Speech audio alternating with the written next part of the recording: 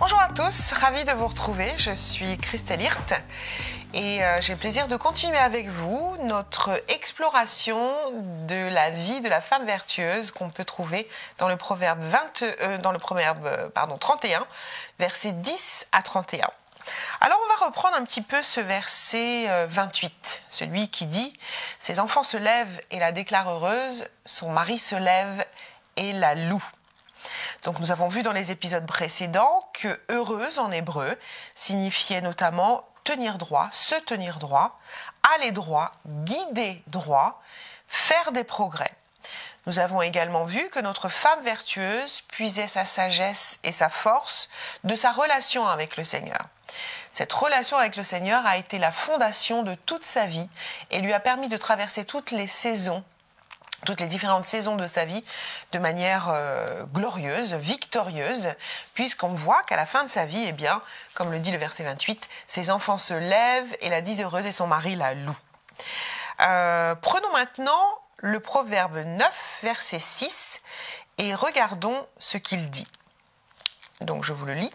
Marchez droit sur le chemin du discernement. Donc encore une fois, on nous encourage à marcher droit, à regarder les Écritures pour marcher droit, à sonder la sagesse de Dieu pour marcher droit. Voilà ce qu'on a besoin d'enseigner à nos enfants. C'est ce qu'on a besoin de faire avec eux. Trouver une écriture pour toutes les situations de la vie. La Bible a une réponse à tout. Et laisser un enfant avec une question sans réponse, eh bien c'est dangereux parce que je vous donne en mille ce qui va se passer. Sans réponse de votre part, l'enfant ira chercher la réponse à l'extérieur et il y a de fortes chances pour que ce ne soit pas au meilleur endroit. La Bible a donc des écritures pour tout et c'est en les instruisant par les écritures que nous allons les aider à marcher droit, à aller droit et à se tenir droit sur les chemins tout tracés que Dieu a préparés pour eux. C'est même notre responsabilité. Et si nous ne le faisons pas, eh bien la Bible a même un verset là-dessus.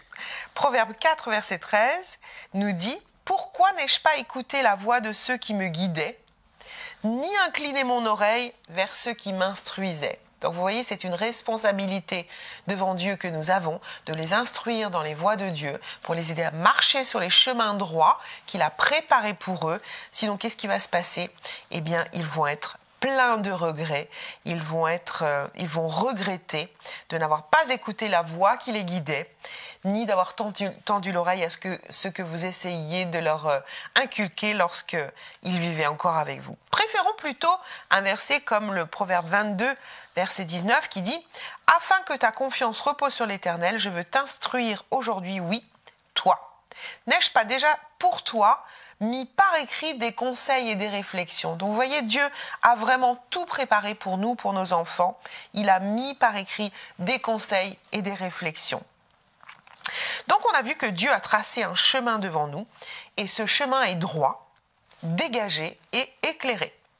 Dès que nous rencontrons des cailloux dans la vie, des trous, des déviations, que le chemin commence à s'obscurcir ou que la lumière diminue, jusqu'à parfois disparaître dans certains cas, ben là nous devrions nous poser les bonnes questions parce que c'est sûr, c'est que nous sommes sortis des chemins tout tracés de Dieu. Nous sommes sortis des chemins tout droits. Voilà une autre chose que nous devons enseigner à nos enfants, à marcher dans la lumière, mais pas n'importe quelle lumière. La lumière qui vient d'en haut et non pas la lumière artificielle du monde. Cette lumière artificielle essaiera toujours d'attirer nos enfants. C'est pourquoi il est important de toujours, quand ils sont en contact avec la lumière du monde, les ramener tout de suite à la lumière d'en haut, à la lumière des Écritures. Ces lumières artificielles, malheureusement, sauront briller dans les ténèbres et attirer vos enfants hors des chemins tout tracés. Vous avez remarqué comme les endroits que nous ne souhaiterions pas voir nos enfants fréquenter sont toujours très lumineux, avec des néons, avec des choses qui brillent. C'est toujours très lumineux. Ça attire plein de lumière. C'est pareil pour les vêtements. Les vêtements que nous ne souhaitons pas les voir porter sont souvent ou très sombres, et là ils ne cachent pas le message qu'ils transmettent, ou alors ils sont très bling-bling, très brillants, très paillettes. Vous avez remarqué ça? La lumière du monde sait comment attirer nos enfants, et elle essaiera tout le temps. C'est pourquoi il nous faut contrebalancer en les exposant au maximum à la lumière des Écritures. On connaît tous le proverbe 22, 6 qui dit « Éduque l'enfant selon la voie qu'il devra suivre. Même quand il sera vieux, il ne s'en éloignera pas. Je vais vous donner la version de la parole vivante. Et elle dit ceci: donne à l'enfant dès son jeune âge une éducation appropriée aux exigences de la vie. Même quand il sera vieux, il n'en déviera pas.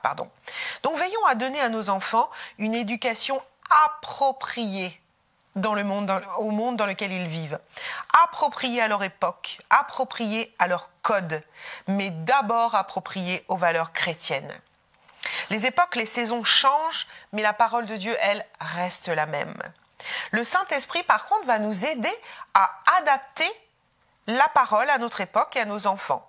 Mais le fond restera le même.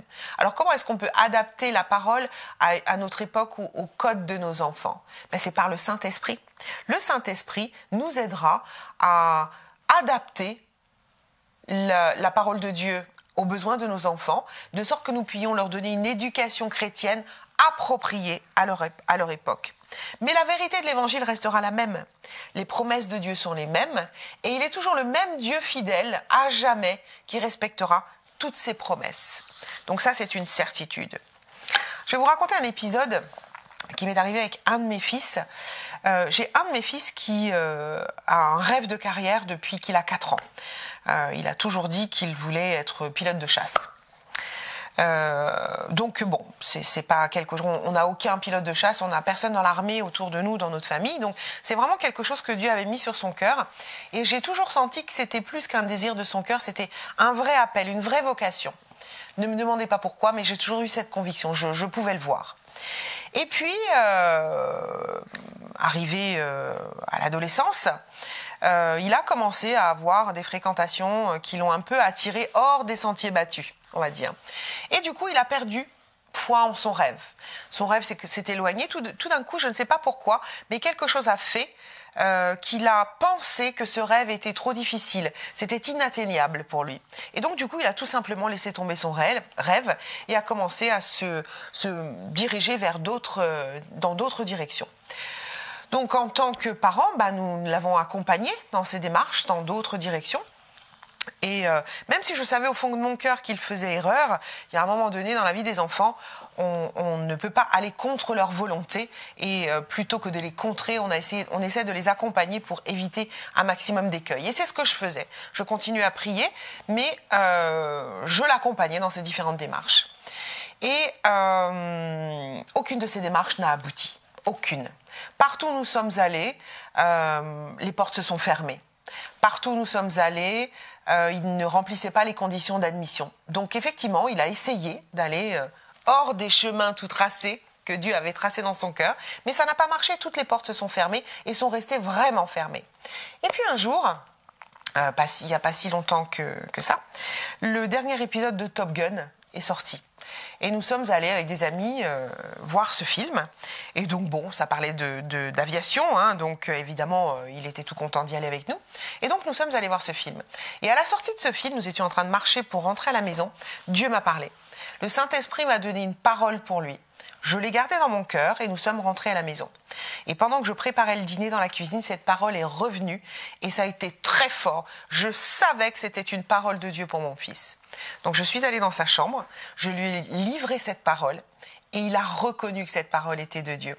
Cette parole-là a tout d'un coup ouvert ses oreilles, retiré les écailles de ses yeux et tout d'un coup, tout est revenu. Son rêve qu'il avait depuis tout petit, les possibilités qu'il avait, les talents que Dieu avait mis en lui, qu'il connaissait, qu'il savait avoir, tout d'un coup, tout est revenu. De ce jour-là, il a complètement changé d'attitude. D'abord, il est revenu à Dieu. Parce que Dieu lui avait parlé, il a su entendre la voix du berger, il est revenu à Dieu. Tout d'un coup, il s'est mis à ressortir ses bouquins, à se préparer pour son examen d'entrée, et de nouveau, il est sur les rails. De nouveau, il a quitté les chemins de traverse qu'il avait empruntés, qui étaient sombres et compliqués, qui ne menaient à rien de toute façon, et il est revenu sur les chemins tout tracés que Dieu avait préparés pour lui. Et j'ai pu voir la main de Dieu dans cette expérience. Donc voilà une des manières que Dieu a d'adapter la parole de Dieu, d'adapter l'instruction au code de son époque. Le Saint-Esprit a su comment parler à mon fils. Il a parlé tout simplement à travers un film. Donc voilà, c'est une manière que le Saint-Esprit a d'adapter l'instruction à l'époque et au code de nos enfants. Donc faisons-lui confiance. La parole est la même. La parole est la même. Ce qu'il avait semé dans son cœur est resté le même. Les chemins tout tracés que Dieu a préparés dans son cœur, l'avenir qu'il a préparé pour lui, tout ça, ça n'a pas changé. Mais à un moment donné, Dieu a adapté sa parole pour ramener mon fils sur les rails. Et donc en tant que maman, eh bien c'est ce qu'il faut que nous fassions. Continuer à instruire nos enfants. Continuons à prier pour eux-mêmes quand ils prennent un chemin de traverse. Faisons confiance au Saint-Esprit. Faisons vraiment confiance au Saint-Esprit. Il sait mieux que personne comment leur parler et comment ramener à la maison ceux qui se sont égarés. Faisons confiance à ce qui a été semé dans leur cœur. Je vais terminer en vous rappelant ce que Paul a dit à son fils spirituel, Timothée, en partageant une écriture que je trouve absolument magnifique. C'est 2 Timothée 1, versets 13 et 14. « Retiens dans la foi et dans l'amour qui est en Jésus-Christ le modèle des saines paroles que tu as reçues de moi.